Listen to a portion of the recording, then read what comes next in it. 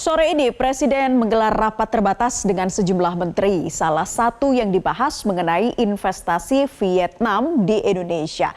Nah, informasi ini akan disampaikan jurnalis Metro TV pemirsa Rifki Nafis langsung dari Istana Negara Jakarta. Rifki, bisa Anda informasikan apa perusahaan asal Vietnam yang akan berinvestasi di Indonesia dan sejauh ini hasilnya seperti apa? Selamat sore Naila, memang betul sekali hari ini Presiden Prabowo Subianto diagendakan untuk menggelar sejumlah pertemuan. Yang pertama adalah pertemuan dengan kelompok pengusaha asal Vietnam, yakni Vinfast Group yang bergerak di bidang otomotif. Ini merupakan pertemuan yang digelar di Istana Kepresidenan Jakarta Pusat, di mana tadi sudah berlangsung sejak pukul 12.30 waktu Indonesia Barat setelah Presiden Prabowo Subianto mengantarkan langsung kepulangan Sekjen Partai Komunis Vietnam usai kunjungan kenegaraannya di Indonesia. Presiden Prabowo pun mengantarkan ke Bandara Halim, kemudian melanjutkan pertemuan dengan kelompok pengusaha Vietnam di Istana Kepresidenan.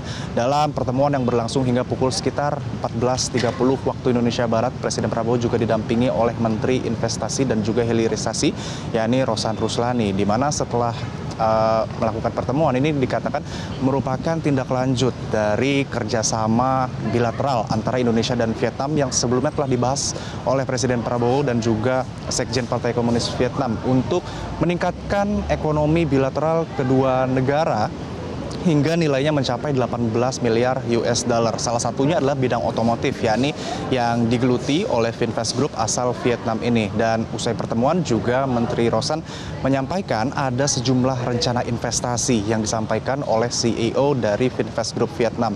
Di antaranya adalah terkait dengan investasi di bidang mobil listrik, yang dikatakan pihak dari Vietnam ini sudah memilih lahan seluas 120 hektar yang berada di Subang, Jawa Barat sebagai lokasi pembangunan pabrik mobil listrik mereka. Dikatakan juga nilai dari investasi ini akan mencapai 4 triliun rupiah, di mana memang akan segera dilaksanakan pembangunan pabrik mobil listrik ini rencananya usai bulan Ramadan, dan ditargetkan untuk tahun depan sudah selesai dan siap memproduksi mobil listrik asal Vietnam, di mana dalam tahap awal ini memang rencananya mereka akan memproduksi sekitar 50.000 kendaraan per tahunnya, di mana nanti juga akan ada pembangunan charging station. Salah satu bentuk investasi lainnya adalah charging station dengan jumlah 30.000 pada tahap awalnya dan akan berakhir di angka 100.000 charging station di seluruh Indonesia, mayoritasnya berada di Pulau Jawa. Namun Menteri Rosan juga menjelaskan Vietnam ini merupakan salah satu investor awal yang nantinya akan disambut oleh Indonesia, di mana nantinya Indonesia juga akan membuka ruang kepada pihak-pihak lainnya seperti katakanlah Eropa, Cina, dan pihak-pihak lainnya yang ingin ataupun berminat melakukan investasi di Indonesia, sehingga memang langkah-langkah investasi ini akan sangat didukung oleh pemerintah ke depannya. Dan untuk mengetahui selengkapnya, mari kita simak pernyataan dari Menteri Rosan berikut. Mereka berinvestasi di mobil listrik. Mereka sudah membeli lahan di Subang seluas 120 hektar. Rencananya mereka ingin memproduksi kurang lebih 50.000 kendaraan per tahun dengan investasi itu mencapai 4 triliun rupiah. Kemudian itu tahap pertama, kemudian mereka juga akan berinvestasi di rencana di charging station. Mereka ingin investasi di charging station itu di tahap pertama ini 30.000 sampai nanti akhirnya 100.000 charging station di seluruh Indonesia, terutama di Pulau Jawa. Itu yang kedua.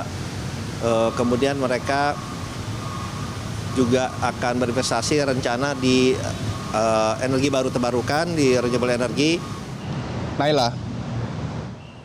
Ya, Rifki, kemarin Presiden Prabowo baru saja mengadakan konferensi pers mengenai THR ataupun bonus untuk para pengemudi ojek online. Nah, apakah dari Istana Anda sudah mendapatkan informasi masih berkaitan dengan hal itu, tapi berapa sih besarannya? Ya Naila, betul sekali memang pada hari kemarin Presiden Prabowo Subianto juga telah mengumumkan terkait THR bagi pegawai swasta, BUMN dan BUMD termasuk juga pengendara ataupun pengemudi maksud kami driver ojek online, di mana memang disebutkan THR tersebut harus dibagikan setidaknya paling lambat 7 hari sebelum Lebaran, yang mana menurut Presiden Prabowo Subianto terkait dengan besaran dan juga mekanismenya ini sebetulnya akan dijelaskan ataupun disampaikan oleh Menteri Tenaga Kerja. Dan untuk hari ini sebetulnya kami tidak menerima informasi adanya agenda menaker di Istana Kepresidenan hari ini. Meskipun demikian, yang dapat kami pastikan bahwa Presiden Prabowo Subianto pada sore ini akan menggelar pertemuan dengan Menteri Keuangan Sri Mulyani dan juga Menpan RB, yang mana kalau kita dapat sampaikan ini akan membahas terkait dengan THR ataupun tunjangan hari raya bagi aparatur sipil negara ataupun ASN, di mana memang Presiden Prabowo ini tidak hanya akan menjelaskan terkait THR kepada ASN, namun juga termasuk kepada P3K serta TNI Polri pada sore hari ini. Hal ini pun juga telah dikonfirmasi dan memang pemerintah telah mengalokasikan dana sebesar 50 triliun rupiah untuk pembayaran THR ASN di tahun 2025 ini, termasuk untuk pensiunan PNS, di mana anggaran ini merupakan peningkatan dari anggaran di tahun sebelumnya yang di angka 48,7 triliun rupiah. Dan sesuai ketentuan yang berlaku, memang THR ini seharusnya dibagikan sekitar 10 hari kerja sebelum memasuki Lebaran. Dengan demikian pun pencairan ini harus dilakukan sekitar pada tanggal 20 Maret 2025. Namun saat ini sebetulnya pertemuan sudah mulai dilaksanakan Menteri Keuangan dan juga Presiden Prabowo Subianto di dalam Istana Kepresidenan Jakarta, sehingga kita akan segera menyimak bagaimana isi ataupun jalannya pengumuman tersebut. Untuk sementara demikian Naila yang dapat kami sampaikan, kembali ke Anda di studio.